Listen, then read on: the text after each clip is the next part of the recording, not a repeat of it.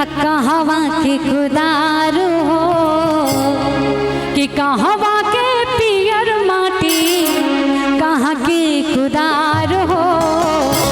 कहवा के साथ सुहागिन, कहवा के साथ सुहागिन, माटी कोड़ जास हो। कहवा के साथ सुहागिन, माटी कोड़ जास हो। कहवा के साथ सुहागिन, कहवा के पियर माटी, कहाँ के खुदार हो। कहवा के पियर माटी, कहाँ के खुदार हो। कहवा के साथ सुहागिन, कहवा के साथ सुहागिन, माटी कोड़ जास हो। कहवा के साथ सुहागिन, माटी कोड़ जास हो। कहवा के साथ सुहागिन।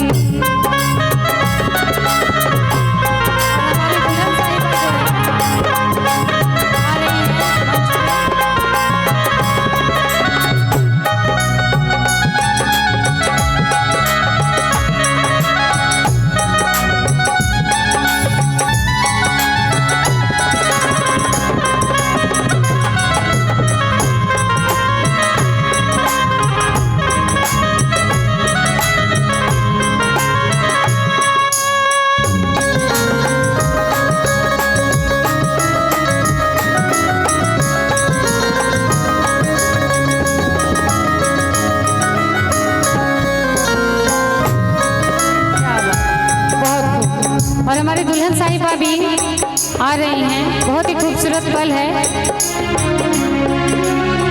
कि पटना के पियर माटी, सोने के खुदार हो। पटना के पियर माटी, सोने के खुदार हो। मिथिला के साथ सुहागिन, मिथिला के साथ सुहागिन, माटी कोड़ जास हो। मिथिला के साथ सुहागिन, माटी कोड़ जास हो। मिथिला के साथ सुहागिन, पटना के। और हम सभी आज उपस्थित हैं यहाँ मुजफ्फरपुर में, और हमारे दुल्हन साहिबा यहीं की हैं, यहीं की हैं। तो कहना चाहूँगी मुजफ्फरपुर के माटी, सोने के खुदार हो।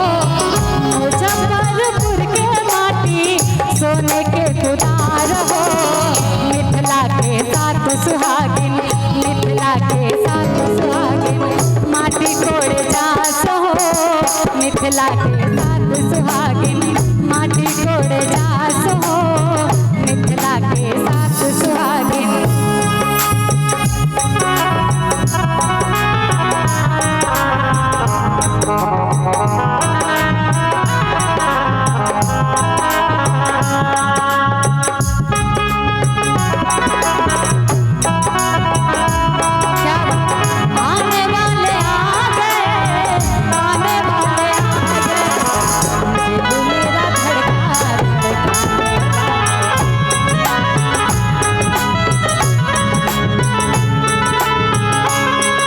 क्या बात है।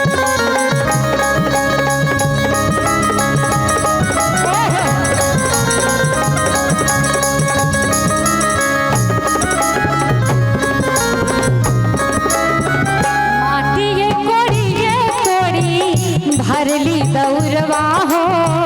माटी ये कोड़ी भरली दौरवा हो। से हो माटी चूल्हा सीझे, से हो माटी चूल्हा सीझे, कोहबर के भात हो। से हो माटी चूल्हा सीझे, कोहबर के भात हो। मिथिला के साथ सुहागिन, माटी कोड़ जास हो। मिथिला के साथ सुहागिन, माटी कोड़ जास हो। मिथिला के साथ सुहागिन, माटी कोड़ जास हो। मिथिला के साथ सुहागिन, माटी कोड़ जास हो। मिथिला के साथ सुहागिन।